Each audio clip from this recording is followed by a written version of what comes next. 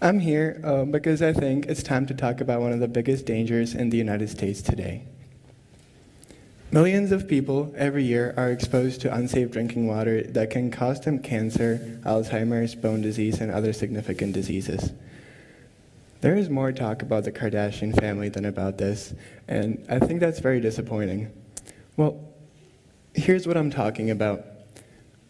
The top two studies were done by the National Academy of Sciences and National Institute of Environmental Health Science. They suggest that as many as 45 million people were exposed to unsafe drinking water for the past 30 years.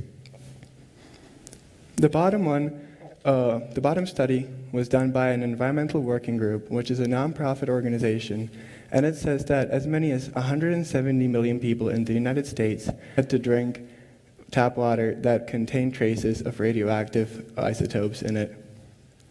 These studies were actually published very recently in 2018 and 2017. But this has been known for a while, and there was nothing being done about it. So the first article is by the New York Times, and the second one is by USA Today. They say the same thing pretty much, but the only difference is that they were published 10 years apart. And I think that's very sad. So why is this happening? Why is this happening in a country that is so developed and so rich like the United States? Well, to find out, I think we need to take a look at the agency that is responsible for the water safety in the United States, the EPA. To do this, they have a set of standards of how much of what is supposed to be in drinking water. And these standards are not bad. They're actually pretty good. These are just some of them. Sometimes they fall behind the standards set by the European Union and China and the standards that are suggested by the World Health Organization. But yeah, they're not too bad, like I said. However, there are no standards for pesticides or agricultural chemicals that are known to contribute to cancer in the United States. And that is sad because then companies are allowed to dump their wastes into rivers, and then the wastes get into water systems of the people, and then they have to drink it. Well, anyway, let's focus on lead. I think most of you have heard about the crisis in Flint, Michigan, which happened in, I think, 2014. This article came out in 2015, and keep that in mind because it's going to come into play later. But this article is done by Reuters, which is known to pretty much everyone, I think, in today's world. But anyway, it suggests that as many as 3,000 areas in the United States had a higher lead poisoning rates than Flint, Michigan. And again, my question is why? If there's a set of standards to follow, why are they not being followed? Well, this article also suggests that the funds keep drying up, so that's why this is happening. Well, yeah, so if the funds keep drying up, what is the budget of the EPA, right? Well, I also was thinking that. So this is the budget for the past 10 years. And like I said, the article came out in like 2015 when it was $8.1 billion. Just take a look at how much it is now. So if there wasn't enough money in 2015 and before that, how is there supposed to be enough money right now? Well, and that's actually not even the heart of the issue.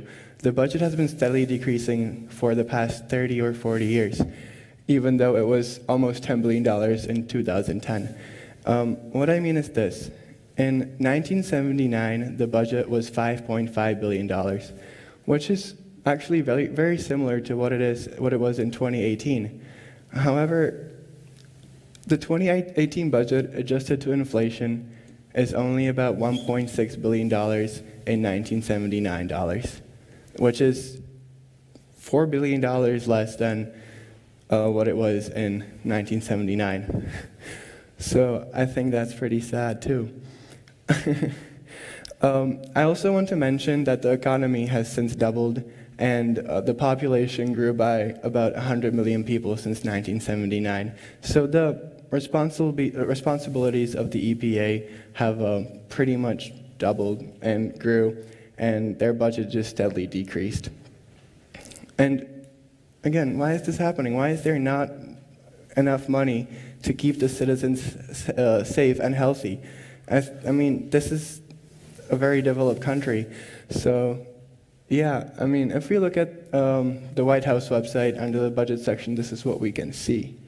With our national debt well above $20 trillion, now is the time to reverse the trend of climbing government spending. The President's federal budget commits to restrain while prioritizing funding to rebuild our national defense and strengthen America's borders. I don't think that those ideas are bad. I actually agree with some of those ideas, but I think that the general health of the citizens should be also one of them. And I was thinking, why not? Why can't there be all of these things and the health of the citizens? Well, I think it's because of this. The federal deficit has been growing steadily ever since the 1970s, so it is not only the issue with the EPA. There are many agencies in the United States that don't have enough money to do their work and keep the citizens safe. Many would attribute this to the number of wars the United States has been in since the 1970s. But I just want to point out that little bump in the 1940s, which was caused by World War II, and that was the second most expensive war in the United States history. So I don't think that the budget deficits should be that high if it's only because of the wars. So I was thinking, why, right? Well, at the end of the 1960s, Jimmy Carter started deregulating the economy, which also led to more lenient taxes on the top 1%. And I know that this is actually a very heavily debated topic in the United States today, and many want to increase the taxes on the top 1% for the exact reasons why I'm talking here right now. However, there are also arguments that they made the money, so why take it away from them? And I totally understand that, and I agree, but yeah, I still think that the health of the citizens comes before money. And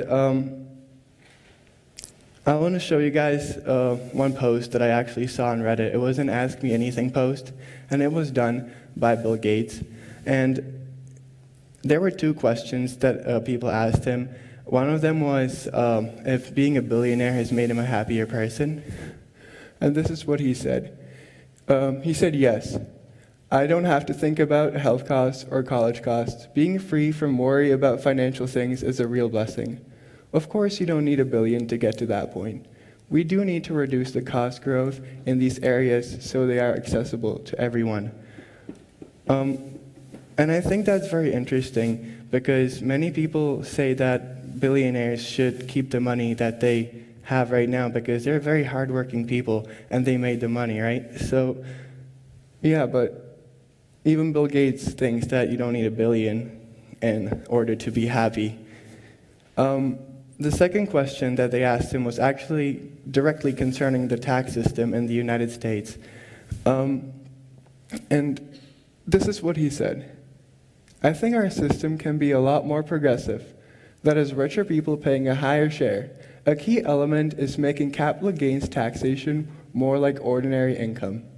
Some have suggested making them the same and having an estate tax more like we had in the past. 55% above $3.5 million.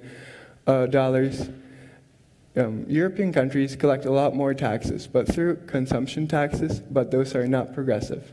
If people want the government to do more, it needs to be funded, and I see us needing to improve our education and health services. So yes, I have paid $10 billion, but I should have had to pay more on my capital gains. And I think this is where the argument falls for not increasing taxes or not making the taxes more progressive on the richest. And yeah, this was just some food for thought from Bill Gates, and I want to leave you guys with one message. Clean tap water is very important because not everyone is able to afford a filter, and it actually shouldn't even be the job of the citizens to filter their own water. Drinking water affects one's health greatly, and it can lead to many diseases. So please try to make a change through using democracy and asking your government to allocate more funds to agencies such as the EPA. So yeah, just think about what you, your relatives, and fellow citizens are drinking when you go vote in the next elections. And that was it. Thank you for listening.